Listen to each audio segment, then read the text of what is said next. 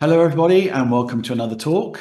Today, I'm re-inviting Isaac Hill back on, one half of the Plant Cunning podcast. The reason we're doing this is when we were discussing the previous talk, Jyotish came up quite a bit, and Isaac's obviously got a deep interest in this. It's a big interest for me as well.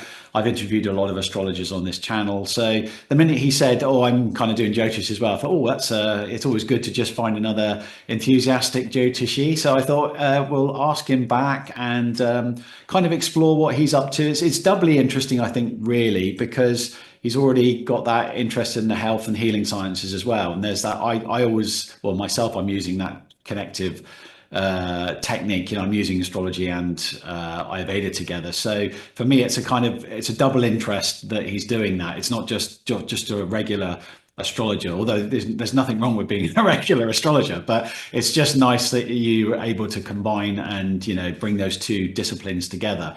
Another thing I'm kind of really interested to see as well, he uses a different Vedic software to me, so I'm kind of curious to see. We'll get him to do a little demo perhaps, and he can walk us through what he's doing. For the benefit of those that haven't watched the previous video, maybe you could do like a little intro, your background, obviously the Plant Cunning podcast as well, and and sort of weave that into your Jyotish tale as well, and we'll listen along as you introduce. Sure, yeah. And thank you for having me on again, Andrew. It's always lovely to chat with you. So, I've been studying astrology for a while now. I first got interested in it actually through magic. And actually, I think I was probably doing some sort of this kind of stuff, esotericism and astrology in a past life, because when I was a kid, I was doing all these geometrical shapes and Stars of Davids and pentagrams and all sorts of stuff and doing these weird things with words. But I was more focused on a spiritual path, focused on self-inquiry, enlightenment, that end of spirituality. In my at about age 20. Mhm. And it wasn't until my mid 20s that I got involved in magic more, and that was through John Michael Greer and some other people. More on the ceremonial side of magic, more focused on initiation and transformation, because it was still for that goal of more of the theurgic side, for that focused on enlightenment, focused on changing myself, rather than just focused on getting this and that, which is fine too. And then from that, from studying magic, I started doing a lot of planetary magic, and that was very interesting to me. So, and I was working with herbs, and I've always been interested in plants and herbs, growing plants more. Like my partner AC, she's more of the herbalist, and I do some herbalism too, and I'm interested in healing and all that too. But I'm more of the growing plants and like working with plants directly.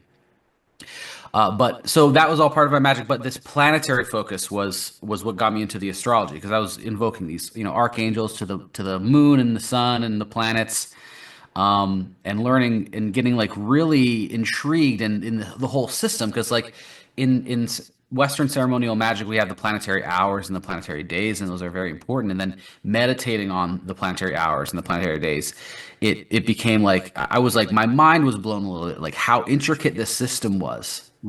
And I could see that it was part of something much deeper, much older. And so then I started studying astrology more in depth with Chris Warnock, who's known for Renaissance astrology and for helping to co-translate the Picatrix, which is a book of astrological magic from the Middle Ages. Eventually, I was studying medical astrology, studying these Western astrologies, but then I met Freedom Cole. And so he's a Vedic astrology. He's a Jyotishi from the Kutananda Das tradition. So his teacher is Pandit Sanjay Roth, and he studied with Sanjay Roth in person for many years in India. So he's one of Sanjay Roth's senior students, and Right. He's been teaching for a while now, and I just found that he had such a clear, concise way of talking about astrology, and I found the knowledge to be and the wisdom to be very immense, and to be exactly what I was looking for. And also, I just felt like we vibed, and I think that's just so important for working with a teacher is finding the right vibe. And he's a very strong Mercury, and he's like a Gemini rising with Mercury in Virgo, so he's got that exalted ascendant lord, and he's very good at taking this. Like Pandit Sanjay Roth is he's a Jupiter in Pisces, like immense wisdom, like an ocean of Jyotish knowledge and wisdom, and Freedom is very good at like distilling and organizing that into like clear, like easy to comprehend things, especially for somebody like me who is a little bit more Mercury oriented. Um, yeah, the teaching style I found very helpful, and his program is very like orderly and like you move through things together as a class, step by step, but you get to some really deep techniques by doing that because you're focusing on the most important things first and building the knowledge. So I've been studying with him for a while, and yeah, I feel like he's like initiated me into the Jyotish world. And I mean, actually also, as part of the class, you're doing all these different mantras and initiations. And that's another thing that I really respect about about Vedic astrology, like studying in a lineage. There's that spiritual aspect and the mantras. That's an integral part of the whole thing. But you started from a Western, so you already you went into the class already understanding like planets, planetary energies.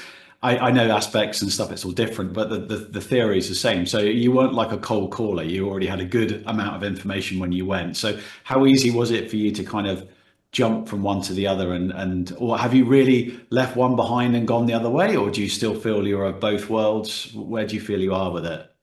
Well, so in my practice, I primarily, like when I'm seeing clients, I use the Vedic astrology, the Jyotish, because I found it to be just so powerful in being able to see what's actually going on in somebody's life very specifically, and seeing like I see the Vedic chart as like a map of their karma. You know what I mean? And I think that Jyotish is really good for being able to see that. And you have all these techniques for seeing the soul, like the Atmakarika and the D9 and the D20 and the D60. And so you can really see things on a much deeper level and on that karmic level. And you're able to provide remedies for people as well, which is really important, in my What opinion. remedies have you found to be particularly useful then? I mean, are we talking Western or this is Vedic, right? This is Vedic, yeah, Vedic. Okay. Yeah, so, and I was interested in remedies in the first place. That's why I became interested in Vedic astrology too. That's one of the reasons. Because in the Western tradition, I was focused on like talisman making talisman, this astrological magic. I was interested in remedies, but in this tradition, especially this particular tradition, this lineage of Vedic astrology, remedies are a major part. And so the way I see it is that in this lineage, in this tradition, Freedom likes to use the term karma doctor. Like that's the goal of an astrologer, is to be a karma doctor. And so you're looking at the map of the karma of the soul of this person and seeing how it's playing out. So the remedies are on more of a karmic level. So the remedies are things like mantra, things like puja, things like donation. Like those are kind of the major three types of remedies. There's also stones and herbs and other things too, but kind of working on the more subtle levels. You're using the mantra, using puja and donation. Yeah. So when you say donation, you mean sort of fulfilling giving or being of service on Saturday or something, or If you've got a really like afflicted Venus, for instance, and like you've got problems in relationships, you may have you may even have like some your sexual organs that are malfunctioning to a certain degree, and the wrong dasha is popping up, and that Venus is getting triggered in a negative way. Then that's a great time to just start donating to women who are, potentially, if Mars is afflicting like battered women, things like that. So, or if like your moon is very afflicted, you're donating to mothers. If Mars is the problem there, then you're donating to veterans. Right, right. And Yeah, then got it. and you want to be doing that on the appropriate day. So Friday for Venus, and you start the donation on the Friday, and then you kind of like activate, do it so it's automatic every month, just a little bit every month. So you're just getting that happening, starting. Monthly direct debit. Yeah, and then it's easy too, especially for like Western people who maybe are not going to do a puja or are freaked out even by mantra. Donation is so simple and easy, and it's easily understandable by like the average Westerner So too. if you recommended someone, say, let's say you read their chart and you thought, right, okay, they'd be really helpful if we gave them like a Saturn mantra for this, something simple. So do you just teach the client sort of a couple of variations on that, or do you have them go away and sort of listen to it as a recording, or how do you find the best way is to disseminate the information? Well, it depends on the client. I've had some clients who have basically no spiritual practice background at all, and then I might give a mantra if it's like a really simple mantra, but I'm probably just going to do a donation, and I'm just going to tell them about like why it's important, and if they do it, they do it. If they don't, they don't. And then I've also had I've had like high level practitioners, and those are kind of in a way easier, and this is the other fun thing about like if you have a high level practitioner who's not like in a Vedic lineage, there with astrology you can translate that energy into whatever they're working with. So you can say, you want to be working with a warrior goddess, right? Because of this particular combination, and then whatever if they're a high level practitioner, they know who that is in their tradition, so they work with that deity. But you can also give like the right mantra, and if like the best is somebody who at least is familiar with like Vedic chanting or something like that, and is interested in doing that, and has been able to keep like a meditation practice or something, because then you can give them a real deal mantra that they can actually do well, and do half an hour a day for 40 days or something like that. Yeah. Then it's going to be a lot more powerful, you know? Yeah, I find that, I mean, that's something, although I really like that. So, I mean, my wife is very good at that. She can sort of remember these very long mantras. And I mean, my brain's just not put together like that. I mean, I'm much more practical. So for me, things like just lighting ghee lamps, or, having colored cloth, or, orientated into a certain part of the room, or, those kind of more practical remedies. But it's good to offer a little bit of everything, I think, to just see what people feel inclined towards. Mantra is very easy. You can do it anytime. It Yeah. can be done on the spur of the moment. So, you're not electing a special time to do that. But I noticed when I was studying in Sri Lanka, like the big, or the most popular thing over there, aside from gemstones, because obviously it's the island of gems, are these sacred threads. So they just tie or Oh. weave these special threads, and then they're empowered. I mean, there's all kind of ornate ones. You can have these ones that have got 9 knots in them that are open, and then you call the graha to the bracelet, and then it's pulled, the knots tighten, and then capture the graha, so to speak, in the knots, and then they're worn, and they're very, very popular, and they're just literally worn until they fall off. So Right, yeah, and so there are times where I'll use like my training in Western magic and Western astrology and astrological magic too. So like for people they don't really want to do a mantra, they don't want to do a puja, but they would love to make an herbal amulet for the sun, and do like the Orphic hymn to the sun every Sunday, then that's a great thing for them to do. Like if they have the sun, the sun is their ascendant lord, but it's like, it's not, maybe it's Sankranti or something like that. They need some more oomph. yeah, So yeah, definitely. And it's whatever the client can do and can fit into their life. That's really the most important thing, is what you can actually fit into your life. And that's something I've also, because I haven't been doing it that long. I'm still learning how to be a good Jyotishi. But sometimes I'll give a little bit more remedies than they can actually do. And that's actually not helpful, because you want them to not feel overwhelmed. You want them just to do something, so whatever works the best for that person. You started with the Western, doing the astrological magic, it's moved into the Jyotish, and then you were drawn to this particular lineage because of these kind of talismans and remedies that can be applied. So now, what's your sort of main focus with it now? Are you looking to do more like one-to-one, where you're kind of just reading a birth chart, or are you kind of combining it when you're doing the work? Where you are you looking at sort of the plant work and combining it, or is it how are you applying it now that right? Yeah. So the way I see astrology and astrological systems as languages, basically, for speaking with the divine. And it's like Vedic astrology. The specific system of Vedic astrology is a language, and it's coherent. It's using the whole sign houses. It's using the whole sign aspects. It's using, in my tradition, we're using Rashi Drishti. We're using Graha Drishti. We're using Makaraka. We're using divisional charts. That's like the language of this. And with that language, you can see the map of their karma. You can see their soul's desires. You can work on this karmic level.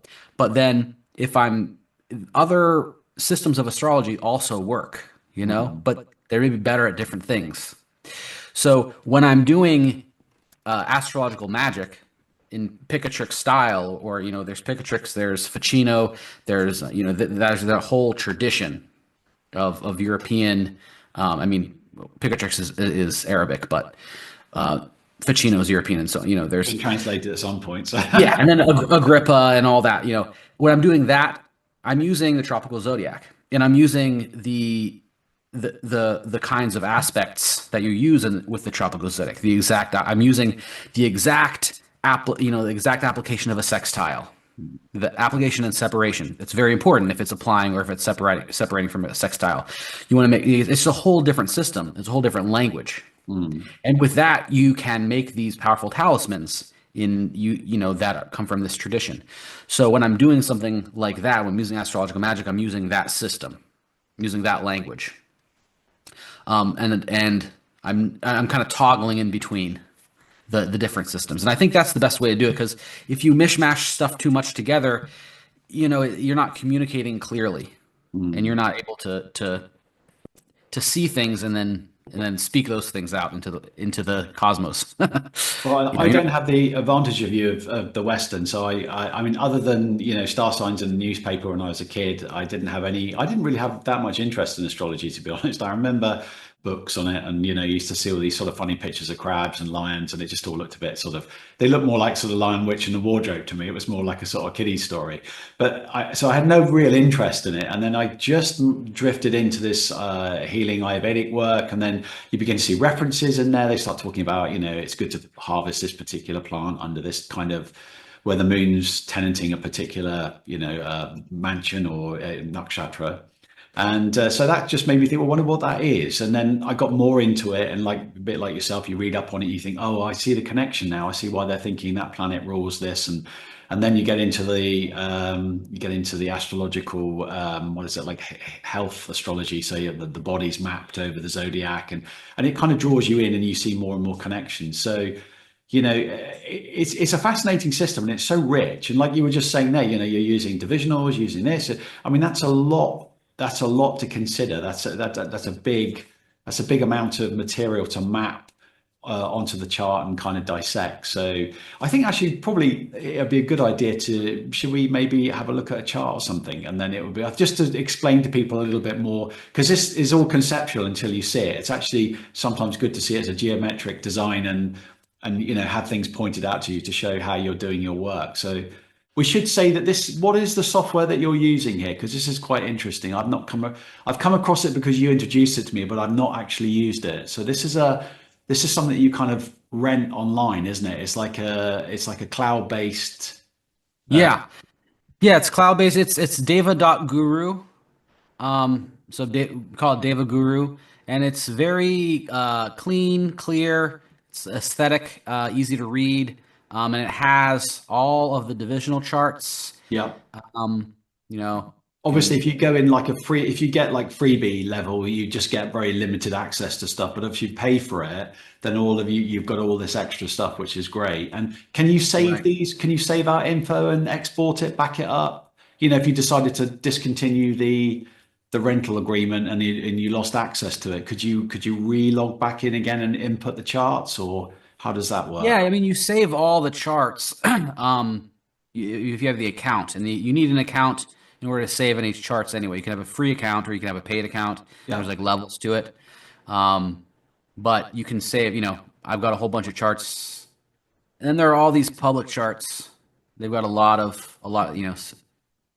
63,000. So it's been very helpful for doing research. Found like you can find, I found, Kendrick Lamar's chart and was able to do a little rectification and find out what his right birth time was and so stuff like that. Okay. I was researching the D7 the other day and I found all these celebrities with 12 children. Yeah, like Elon Musk, because I. Yeah, yeah, but his was not as interesting. Well, he also doesn't have a birth time. It's not as well. It's not an AA rating, I think. But like Nick Cannon, he has like famously 12 children, and he had four planets in his fifth house. Right. Yeah, Right. stuff like that. It's fun. Interestingly, you're using the North Indian, which is great for me. So this style Yeah, where you get this central diamond with the smaller areas around it, this is sort of more favored in the north of India. I actually find this much better myself because I yeah, like the way that it clearly shows those four the power Kendra. houses, sort of, yeah, first four, seven, and 10. They're great to have those really jump out at you. Now Yeah, you've got a lot of extra stuff showing in here. Like you got Arudas, is it like Aruda Padas? Is like yeah. And you can turn Upagrahas? and you can use South Indian, East Indian. So all any of the north, south, east, but I prefer north too. But Yeah. yeah, so you also have all these different things you can turn on. So you can turn on like the Hora Lugna, Pranapada Lugna, Shri Lugna, etc. And then all the Arudas, which I use a lot, Upagrahas. Um, That's interesting. You're using Upagrahas. That's quite interesting as I well. So, I don't use Upagrahas so oh, much right now. okay. You can use it. I mean, I use them a little bit. I use the Arudas a lot, Yeah. and the HL and so on. Those are useful too, but I haven't found them as useful for the level that I'm doing right now. Okay. It looks But very the Arudas, comprehensive. I mean, yeah, it's a good amount of stuff there. I mean, that's kind of more than I'd want to look at to assess a chart, yeah. but That's the thing is if you have too many things that are floating around that switch it aren't off. as pertinent, then there's too much going on. So I try to just use the most important ones that Okay. I use, because it can get too messy too Hmm. quickly. But yeah, in my tradition, the Arudas are very important, and so you want to be able to see at a glance where if you're looking at relationships, where the A7 is, where the UL is, stuff like that. If you're Okay. looking at children, you want to see where the A5 is. You want to see in just a regular reading, or for fame, or for like what's going on with the Aruda Lugna, because what's transiting their Aruda Lugna and so on. That's Okay. very important. Um, I was just going to ask you, is it possible to color as well? Can you, I know the planets hmm. are shown here in red and everything else is black or gray, but can you color individual planets if you like? Is that possible to do that or not? Maybe it's not a feature of this. I don't know. Yeah, I don't think so. I don't know. I mean, we can do transits here, and then the transiting planets are in blue, Right. Okay. Gotcha. Gotcha. Yeah, and then you can. it's pretty comprehensive. It's got a good. I actually like the layout. It's very clean. It's nice, isn't it? Yeah, Everything's there. So talk us through just kind of walk us through a way that you might pick out something interesting a chart. I mean, you're saying at the moment you were looking at the chart of sort of spiritually evolved individuals and you were sort of trying to look for correlations. Maybe just talk us through something like that. yeah, yeah. And so another thing is that this was made by somebody in our tradition, so it has all the little things that our tradition especially uses, like all these divisional charts that Param Guruji. There's like special charts that he's put in that aren't commonly used, and so on. Yeah, I don't think So I've heard all and of dashas too. There's all these dashas. This is also really important. Okay, You what have we can, got there? So we got Vimshatara. So Vimshatara is that's probably the most popular dasha system. So this is a timing system that you'll apply to try and work out when Right. particular planets will get triggered or become powerful. And then you can start it from like if you have like a Kalasarpa yoga and that Ketu or the Rahu is very strong, you could start it from the Rahu, the Okay. Vimshotri dasha. And there's all these other kinds of Vimshotri dashas that you can do. So that's helpful too. Wow. Um, Kshema, Utpana, so on. And then the Mula dasha is really helpful for looking at when like afflictions are being activated. I sort of recognize the Narayana Dasha I've seen, but that's more like a sign. That's a sign based. Yeah, it's a sign-based Yeah. dasha. So yeah, so there's a lot of different ones, and certain dashas are better used for, so they have each specific uses. But the Vimshotri is like the most general because it's Yeah. coming from the nakshatra of the moon, so everything's coming through that manas. Everything's coming through the mind, through the moon. So it's picking up everything. Whereas like they're more specific, like the Shula dasha will show like health things and so on. Yeah. And then the Mula dasha is showing like afflictions. So, yeah, so I've been working on a research project where I'm looking at enlightenment cases of enlightenment. And I know a certain number of people that I've met in because like I was chasing enlightenment for a long time, that was like my main thing since I was about 20. And so I've sought out people and I've met people through, and there are people that I actually believe have found something in this life. Hmm. And then I also have some charts from people who, like more famous people like Nisargadatta Maharaj, Ramana Maharshi, Mm. Trent Reznor. I'm just kidding. Just kidding. Actually, I think he might have found something. He had a pretty big. He's the guy from Nine Inch Nails. Um, but and then this is Franklin Merrill Wolf. He's a master from California from last century. He was born in 1887. Okay. And he had an enlightenment experience.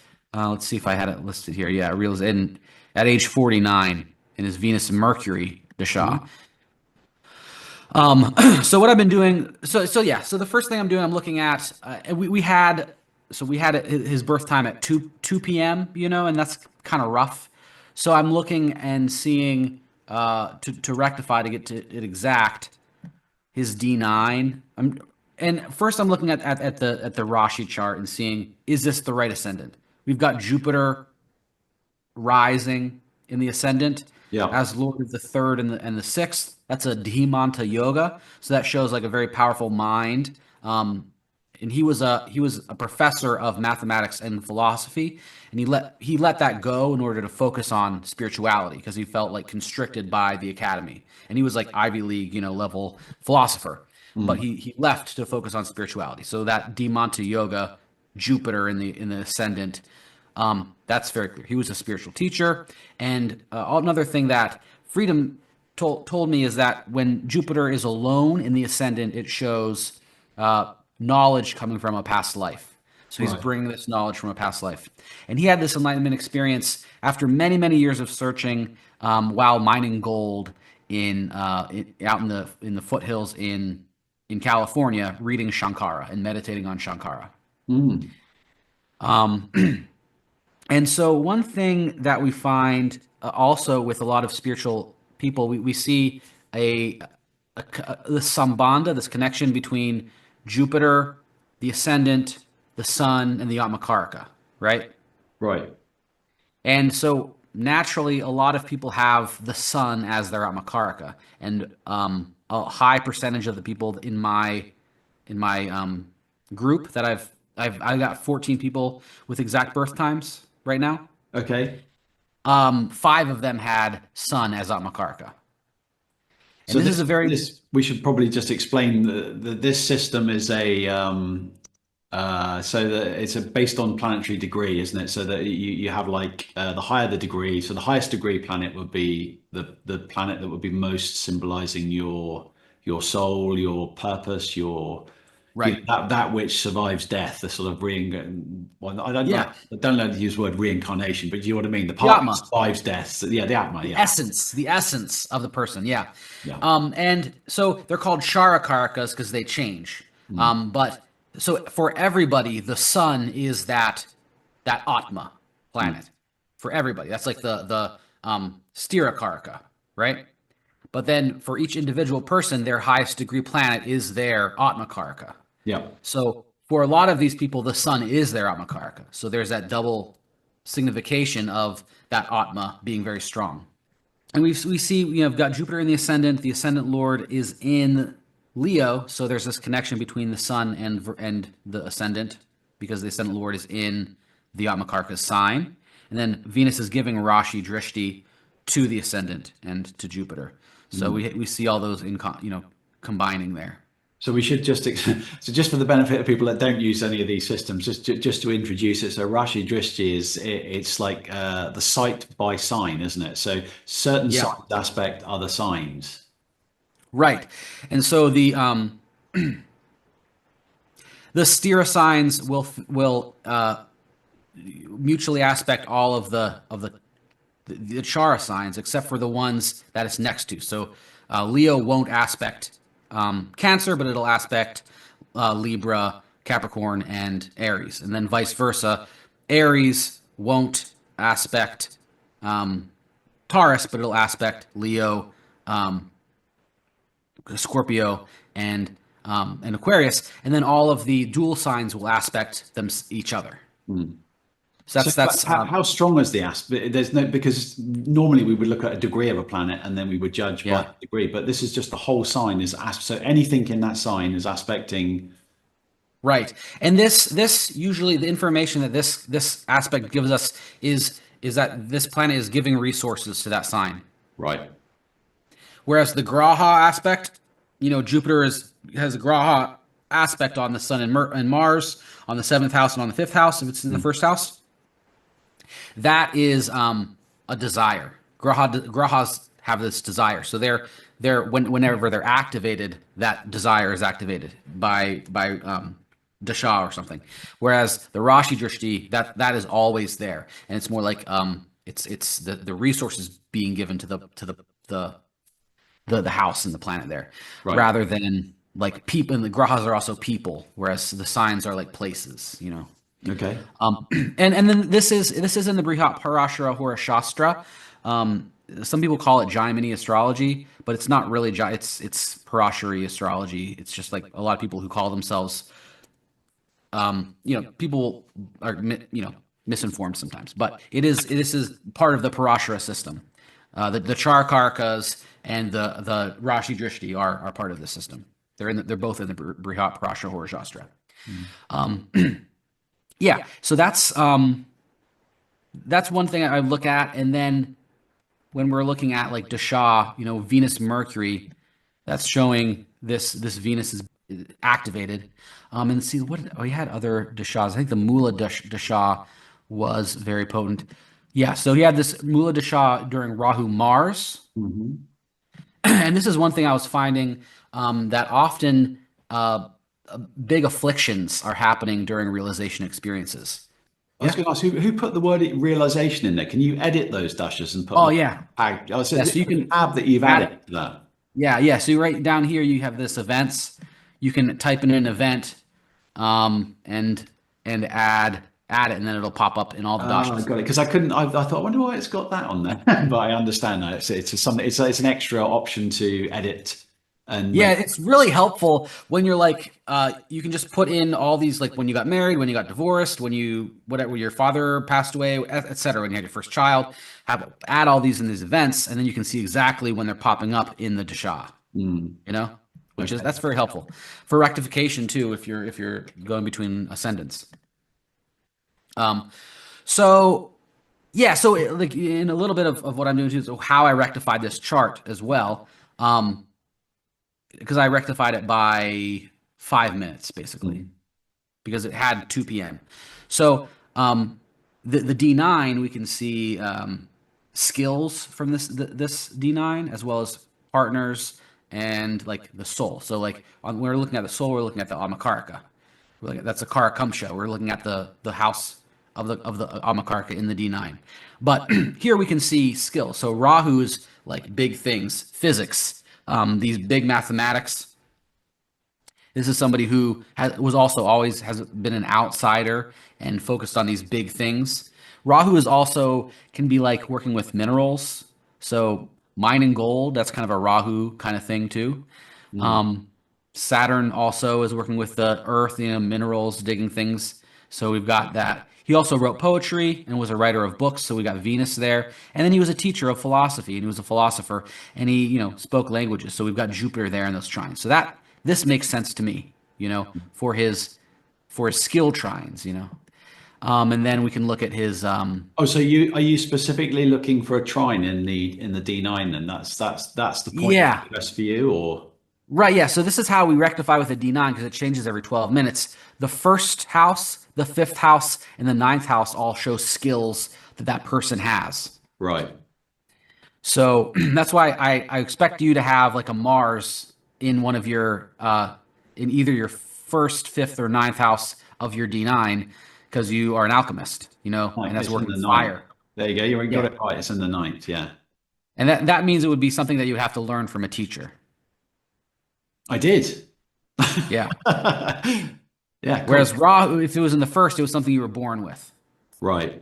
So if you had Sun in the first, then you were naturally born with rhythm and the ability to like play instruments and drum and stuff like that. So let's Or break that down. So first is like the first would be like an inherent skill, something you brought with you because it's like an atma, or like something that's moved from life to life. The fifth would be Yeah. more like is that You pick up, pre?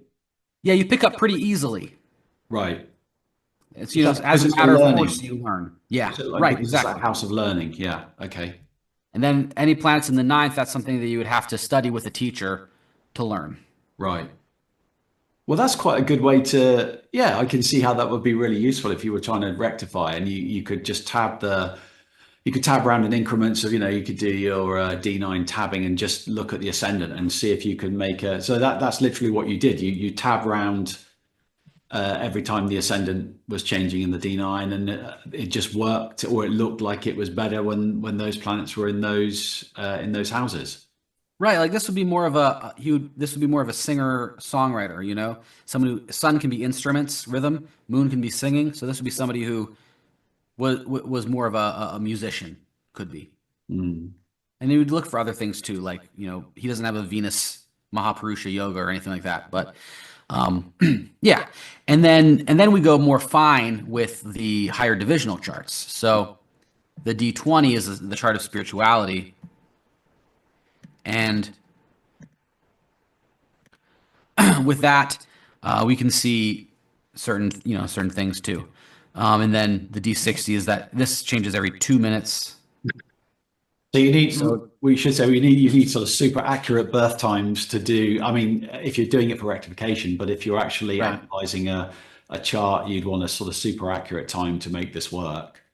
Right. And so, usually if you have like an exact birth time, you're only moving between a couple of these anyway. But for somebody like Franklin Merewolf, who was a spiritual teacher, he's got to have Jupiter and K2 aspecting the ascendant of the D60, right? Or in the ascendant. And here we have Jupiter as Lord of the Ascendant, aspecting the ascendant, and then K2 aspecting by Rashi Drishti. And that's the only way that K2 can aspect. Right. So we could have either K2 aspecting that or the dispositor of K2 aspecting the ascendant. And we've got Mercury aspecting the ascendant too. So this looks pretty clear, this looks like his chart, right? Because we got Jupiter, K2 both associated with the ascendant. I mean, I'm not so familiar with the life of the person in question anyway. So obviously you've done the work. I haven't. So you know what you're talking about. So yeah, we could go to Ramana Maharshi a little bit more. Yeah, a little bit more. Yeah. So with Ramana Maharshi, this is a fun chart too.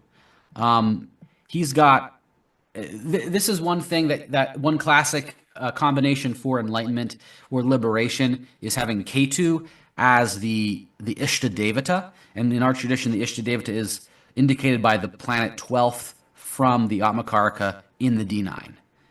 So he's got Moon as his Atmakaraka.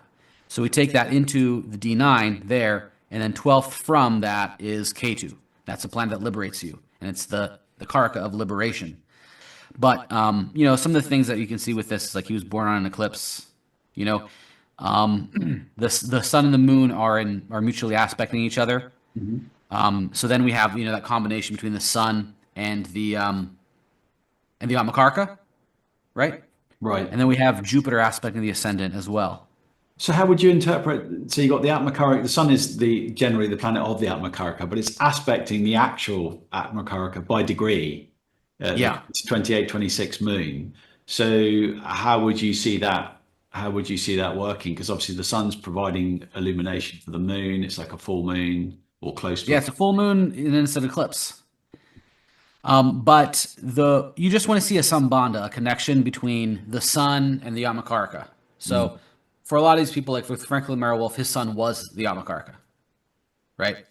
But we have this combination because they're mutually aspecting each other. And Jupiter is also aspecting the moon, but it's not mutual because moon isn't aspecting Jupiter. Okay. But there's that that's happening too. I mean, this is showing a lot of different things, you know what I mean? But it's just showing me that this person is more spiritual. Yeah. That's one indication in this context. And of course, Ramana Maharshi was one of the greatest sages of the last century. So, but that's just, a lot of people will have that too. But this is just one of those indications. And then this Ketu as the Ishta Devata, that's a stronger indication that this person will be enlightened. Right. But of course, there are a lot of people with that combination that aren't, too. Okay. He's also got sadhu yogas, and that's like having benefics in Dushtana from the Aruda Lagna, and not really. So it's actually 3rd and 6th and 12th.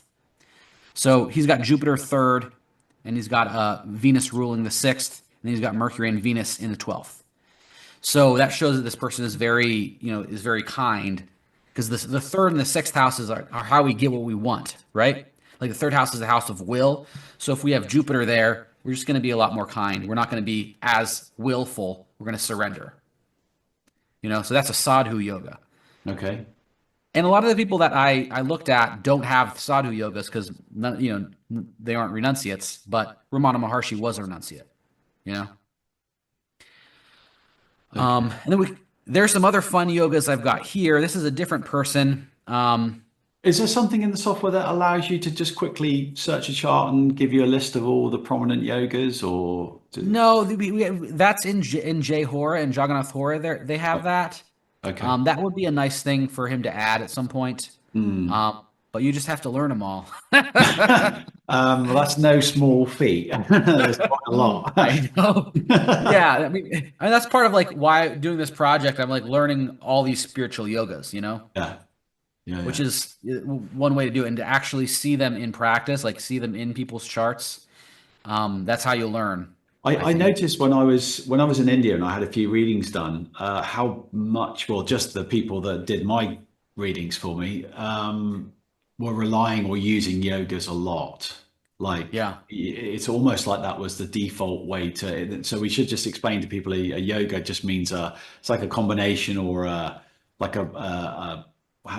the best way to describe it? It's a connection. A set connection in the chart. If you see a particular configuration, that becomes a type of yoga. So you'd see some elements of that yoga in everybody that's got that yoga. It's just whether it might be stronger in some than others.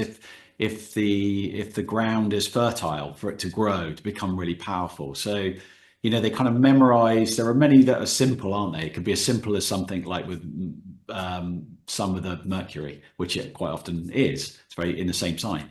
And that's very simple, but some of them can be very complicated. It might be 2 or 3 signs. There can be crossovers between the Navamsha and the Rashi, can't they?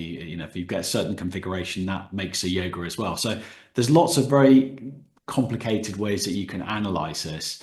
And I was fascinated to see how many people were using that as the base. That was almost like their first interpretation to see what yogas can I see. And then it was kind of moving on to like ascendant Lord, which kind of was strange for me to see. But it's interesting you're using a lot of yogas as well, which is great.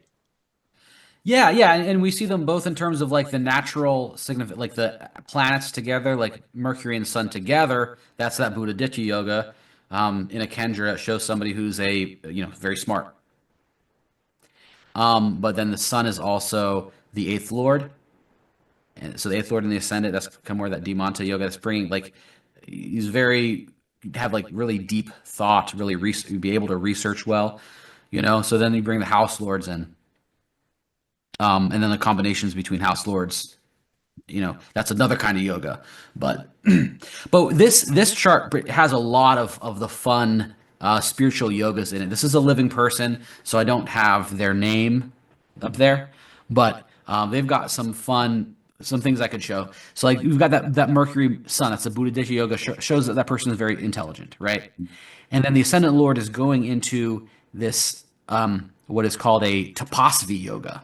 So we've got Saturn and Venus and Ketu mutually aspecting. So they're in these dual signs. So they're aspected by Rashi Drishti. Yep. And that's called a Tapasvi yoga, Saturn, Venus, and Ketu. Because it gives the ability to do intense sadhana, to do disciplined spiritual practice. Because the Venus shows that you like to do it. The Saturn shows that you have that discipline, and the Ketu shows that it's that renunciation. It's that spiritual direction of it too. But that would mean that Rahu was going to be in there somewhere as well, because obviously it's always opposite Ketu. So would you always read that as a Saturn, Venus, Rahu? Well, yeah. So it's Saturn, Venus, Rahu, but Saturn and Venus are in this mutual Rashi Drishti with Ketu. So that yoga is there. There's also Saturn, Rahu together, which is this windstorm yoga on the Venus, so that Venus is being afflicted by the Rahu and the Saturn. That's another layer, But it's when you look at these things, there's all these layers going on, and you can pick out this part and see something, and you can pick out this part and see another thing. So this person's probably going to have some issues in their relationships, right? Because their Venus, even though the Venus is exalted, it's being afflicted by Rahu and Saturn.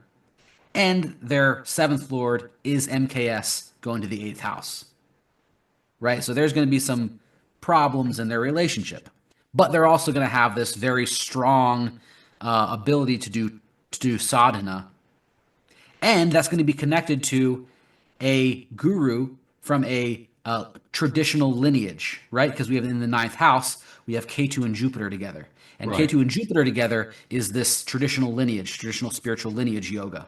Mm-hmm. So we can see from here that this is a very smart person.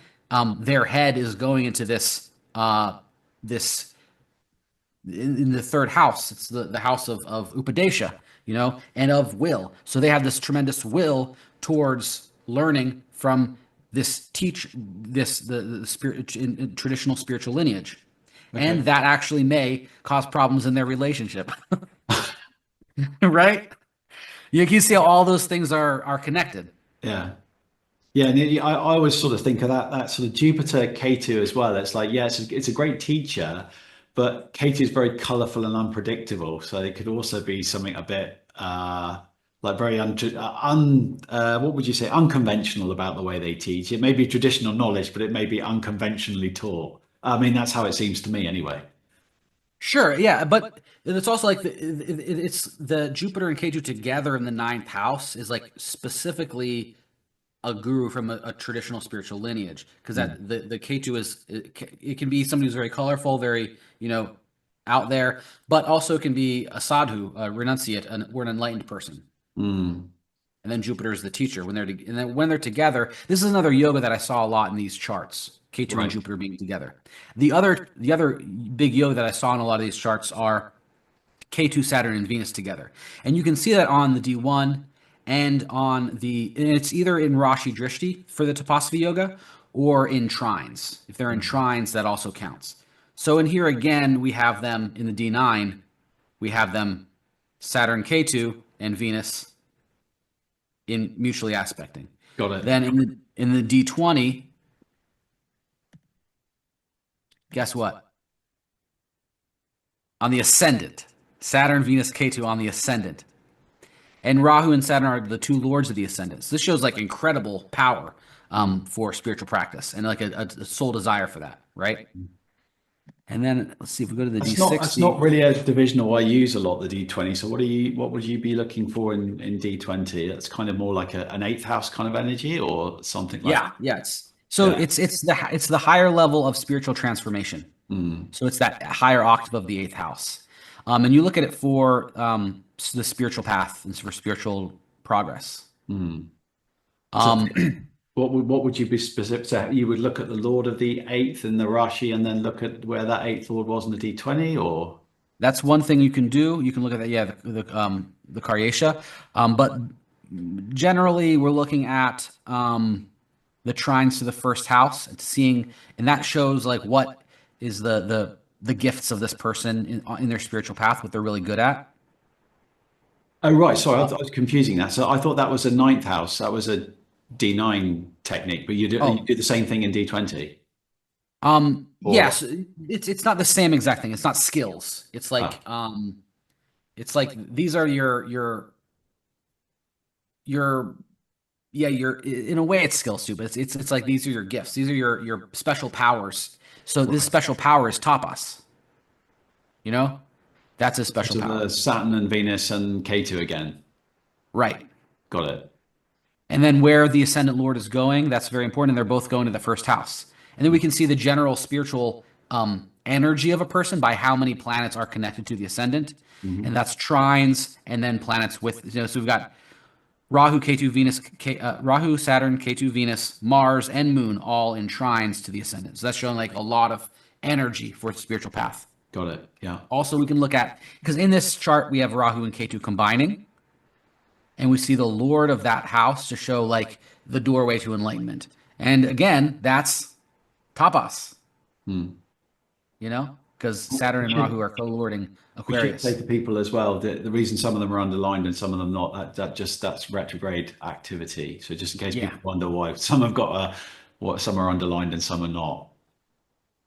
Right, and then Rahu and Ketu are all. I use they're always retrograde. Yeah. This isn't a lesson in astrology. This is just to sort of go over what you're looking at, but it's very interesting to see. Yeah. I'm picking it up as you're going through it. It's making sense. So carry on. I don't want to interrupt. Sorry.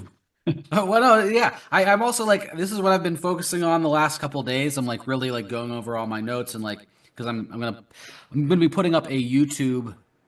I'm gonna start a new YouTube just for Vedic astrology. Instead of like putting all the Vedic astrology stuff in my Plant Cunning YouTube.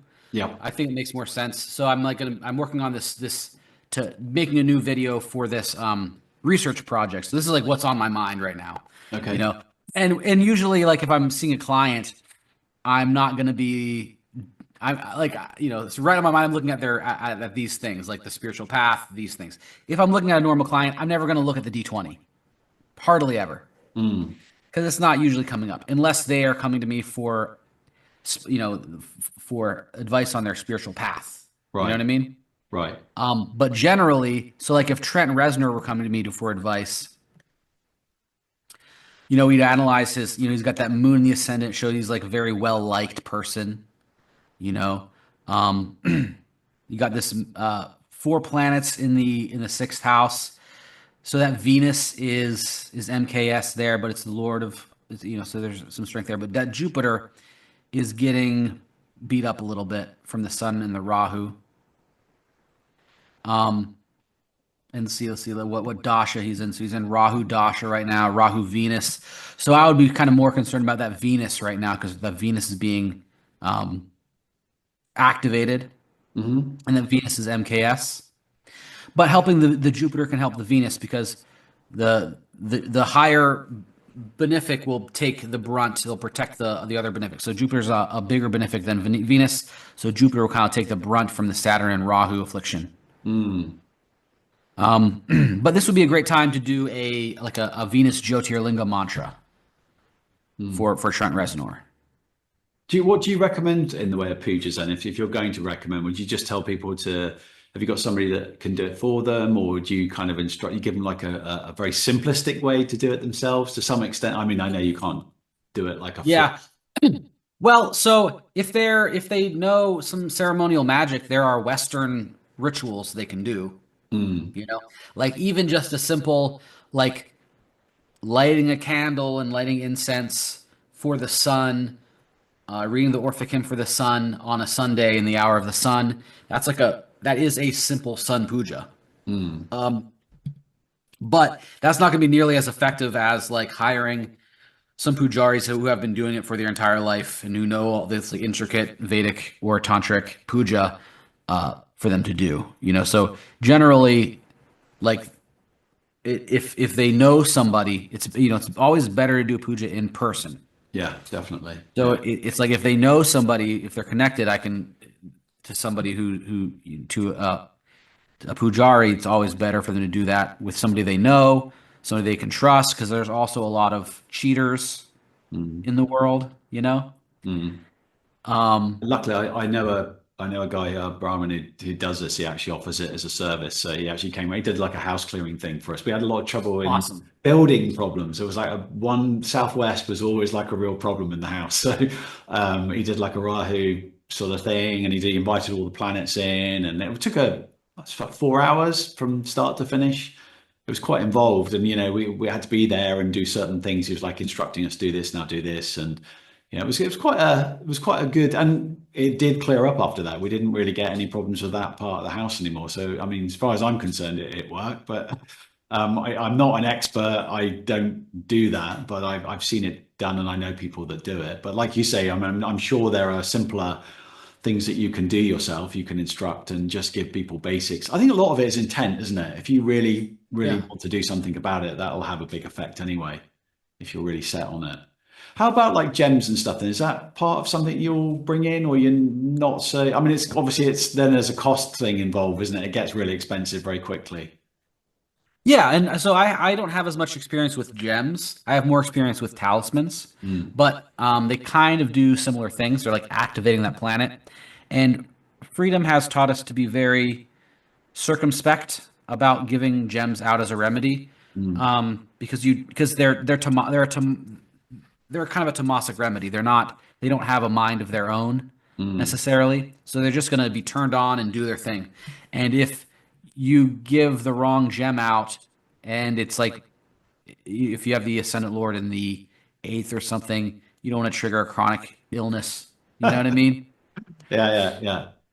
So you just want to be careful. And he says he only gives gems out to less than a third of the clients he sees. So I'm not confident in giving out gems so much right now unless I'm like very sure about it, and there are some things that sometimes I can see something that's like, yeah, that a gem would definitely be helpful for you. Is there anything in the Western tradition? I think I'd asked a Western astrologist before. It's something, I think they said they found something in a Greek text where they were talking about certain kind of gems relating to planets. But is there something historically where it would have been used in the Western tradition? Were there gems used or prescribed? Yes, definitely. However, it's differently. So in the astrological magic that I practice, in the tradition I practice, there are definitely different certain gems that are connected to planets, but like lapis lazuli can be for Venus or for Jupiter, whereas it would be more of a Saturn remedy or a Saturn stone maybe in the Vedic tradition. Because more of the color and the right. Yeah. But then also in that case, you're doing certain rituals to bring, like that's the whole thing with the astrological magic is you're bringing a spirit down into the stone. So it's also going to, in my opinion, it's going to be a little bit less tamasic. It's going to be more, there's an intelligence to that talisman that is going to be able to help you out more, though it'll still activate whatever houses that planet rules and whatever house that planet is in. So that's the whole thing, is like you want to make sure you're not activating houses you don't want to activate. So when you say like an amulet, then you make up. Somebody said, "Okay, look, I'm really up for this. I want an amulet. Can you do me an amulet?" What are you doing? Are you inscribing it in metal, or are you doing it in wood, or how are you constructing it? What are you using? Yeah, so I also will differentiate between an amulet and a talisman. Okay, give us a definition of how you'd apply both. Yeah, and this is in the tradition that I practicing the astrological magic tradition, there's a difference between an amulet, which if I were to do an herbal amulet, I would just gather herbs for the sun, put it in a yellow pouch, consecrate it on the hour of the sun, and just wear that. That's an herbal amulet. But a solar talisman, you want to elect the exact right time, like when the sun is in the ascendant, in the hour of the sun, when it's in Aries or Leo. And I would do tropical Aries or Leo, right? Right. You want to use the right stone. So a bloodstone, or it could be a ruby, for the sun, or, any of these red kind of stones. Or you could just do it in gold. So you could cast a gold ring when the sun is in its degree of exaltation. If you have the money for that. Yeah, I think you were saying last time you were talking about some of these things that were recommended. It was when Saturn was doing a particular thing, but it only happens like once every 30 years or something. Yeah, you have to if you're going to do a Saturn exaltations, you have 2.5 years every 30 years for that, and you have to make sure that the planet is not afflicted, right? And you want to make sure that the moon is not afflicted or in a bad house. So you have to get really particular about the elections for a talisman. And then the way that our tradition sees it is you're like literally bringing a celestial spirit into that, like a celestial angel into that talisman. So it's a little different than an amulet. It's like the talisman is alive.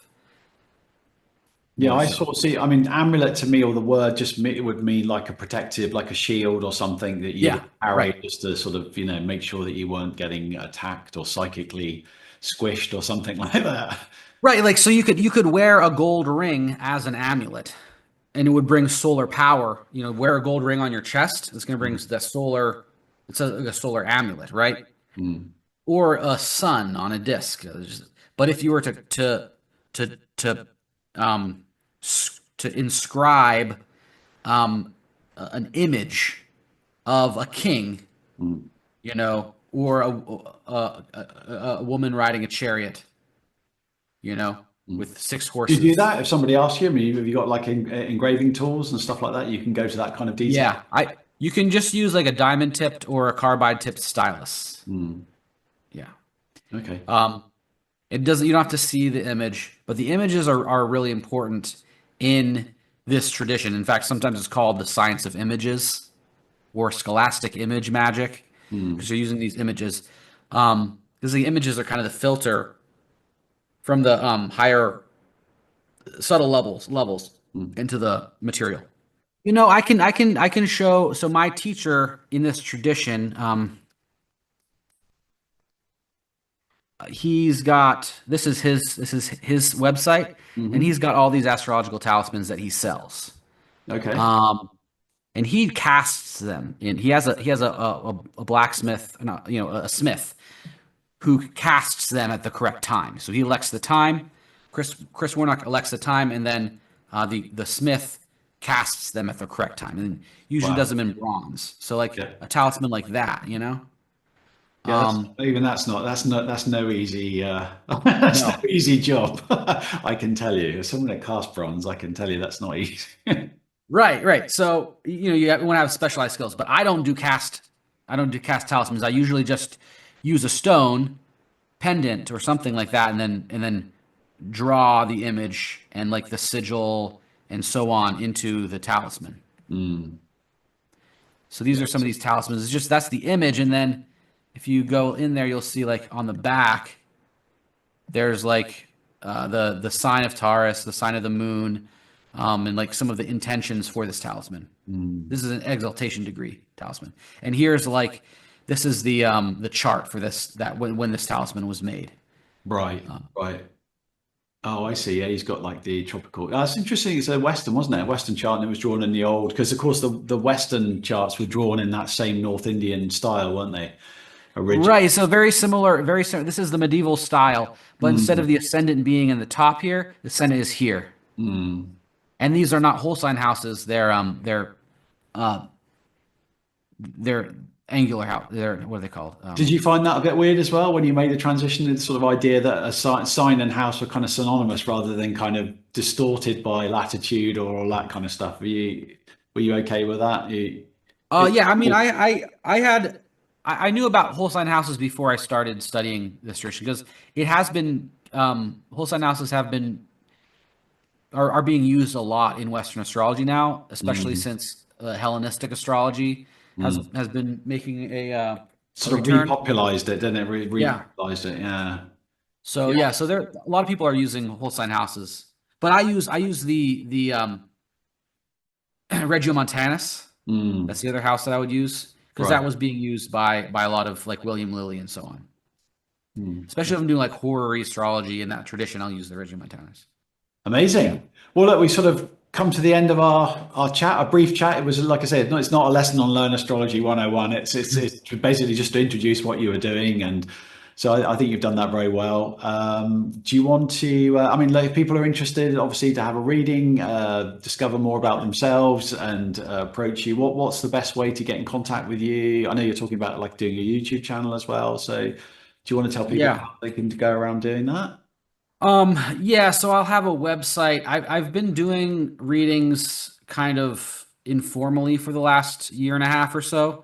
I've Mhm. still been doing a lot of readings every week. But just like you can email me at info@plantcunning.com. But I'm going to be launching a professional website soon, launching a new YouTube, which will be called Ask Isaac. So look for that. And that'll be just focused on astrology. But you can also just find me at Plant Cunning. You know, we have a Plant Cunning YouTube, Plant Cunning Instagram, and so on. And there we focus more on like herbalism, astrology, healing, like that kind of thing. Um, so yes, you can email me at info@plantcunning.com to to schedule a reading if you'd like. And I'll be gone. I mean, I'll be in India until like early March. Oh, So right. So it's quite like a month or something. They'll be there, like 3 or 4 weeks, yeah, 5 weeks. 5 weeks, and you're literally it's just like every day you're kind of sitting there, like the scribe, taking notes. It's all kind of lots of examples. Is it like one to one, or is it going to be a group, more like a group thing? It'll be a class, and we're going to be studying in Orissa, which is the in actually Puri, which is the home of the tradition that Sanjay Roth is from Puri. Um, and yeah, we have to all wear white. We have to use a tablet. Not no tablets, no computers, No, just no iPhones. yeah, No. that. Wow. Wow, amazing. Well, look, thank you very much for coming on and showing that. It's been really, really interesting. I was really interested to see the software. It was just great to connect and hear that I couldn't believe when you first approached me, you were talking about the plants and stuff, and then you talked about Jyotish. I thought, oh, great. It's like it's just a double whammy, really. It's just really good. And I thought it'd be worth re-exploring that with you. So thanks for coming on and talking about it. And yeah, I'm sure people will be fascinated to see what you're up to and hopefully contact you and get some readings done. So if you want to hear more about yourself, Isaac's the man to speak to. So yeah, thank you again. Appreciate your time. And yeah, Thank you. talk to you in the near future. Now, safe and happy travels. Thank you. Thank you. Okay.